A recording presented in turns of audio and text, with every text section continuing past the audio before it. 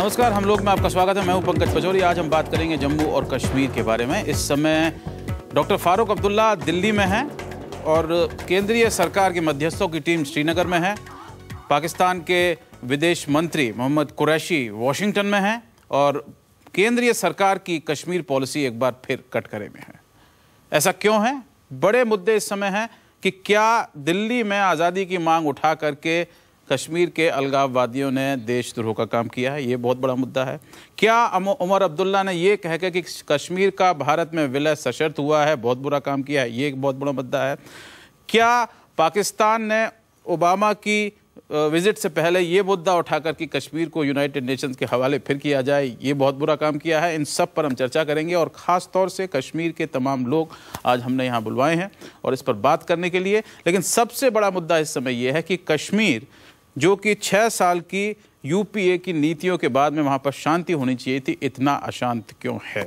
ये एक बहुत बड़ा मुद्दा यहाँ पर है और इस पर हम बात करेंगे। सबसे पहले इंटरलोक्यूटर्स वहाँ पर पहुँचे हुए हैं कश्मीर में, जो मध्यस्थ जो पहुँचे हुए हैं, लोगों से बात कर रहे हैं।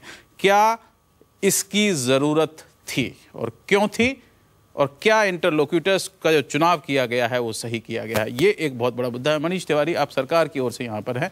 इतनी सारी टीमें वहाँ पर जा चुकी हैं, देश के प्लानिंग कमीशन के चेयरमैन वहाँ पर जा चुके हैं। कोई भी ऐसा सीनियर आदमी है जो वहाँ नहीं गया हो, फिर भी इन लोगों को बनाने की क्या ज़रूरत थी? क्या हमें कश्मीर पॉलिसी जो है वो हम दोबारा उसको ईजाद कर?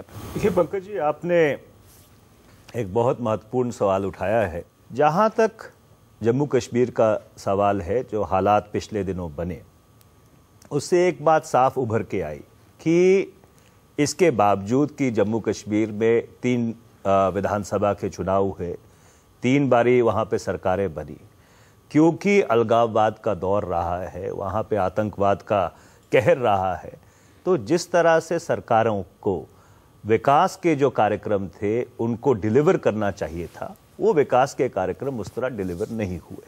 तो इसके कारण एक तो लोगों में अशांति थी, उसके साथ साथ एक वो तबका है जिसने राष्ट्र की मुख्य धारा में या जम्मू कश्मीर की मुख्य धारा में या जम्मू कश्मीर के चुनाव में हिस्सा नहीं लिया। अगर कुल मिला के आप जम्मू कश्मीर की नीति को देखें और एक व्यापक परिप्रेक्ष्य में देखें, एक 20 साल के परिप्रेक्ष्य में देखें, तो चाहे सरकार कोई भी रही हो दिल्ली में, जम्मू कश्मीर के तरफ जो नीति है वो लगभग वही रही है।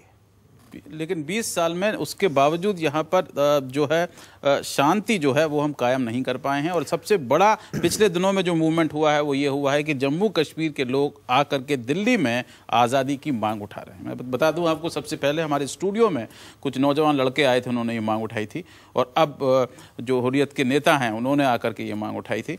हमारे साथ में निजामुद्दीन भट्ट साहब हैं, PDP के MLA हैं। क्या आपको लगता है कि इससे कुछ बन पड़ेगा इंटरलोक्यूटर को वहाँ पर बुलाने से, सरकार के पैकेजेस अनाउंस करने से, या राजनीतिक रूप से पॉलिटिकल जो सियासी मसला है उसको हल करने पे ज़्यादा ध्यान देना चाहिए?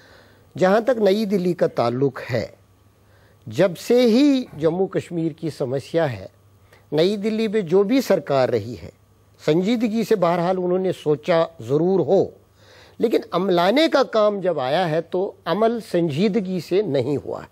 नई दिल्ली का जो एस्टेब्लिशमेंट है, इसकी ही सोच वाजिया होनी चाहिए। कश्मीर में ऐसी कोई समस्या नहीं है कि वहाँ किसी पार्टी की कोई सोच वाजिया नहीं है।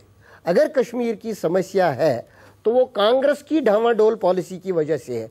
कांग्रेस ही पिक एंड चूज करती आई है, कभी एक एलआई, कभी दूसरा एलआई, कभी तीसरा एलआई, कभी एक डायलॉग, कभी दूसरा डायलॉग, कभी तीसरा डायलॉग। क्लैरिटी जब तक ना हो नेशनल लेवल पे, और उसके लिए एक मैकेनिज्म की जरूरत है। जैसे आपने इंटरलोक्यूटर्स की बात की, इंटरलोक्यूटर्स का पहले ही लगता है कि शायद मामले को ट्रिवियलाइज किया जा रहा है फिर से। नहीं,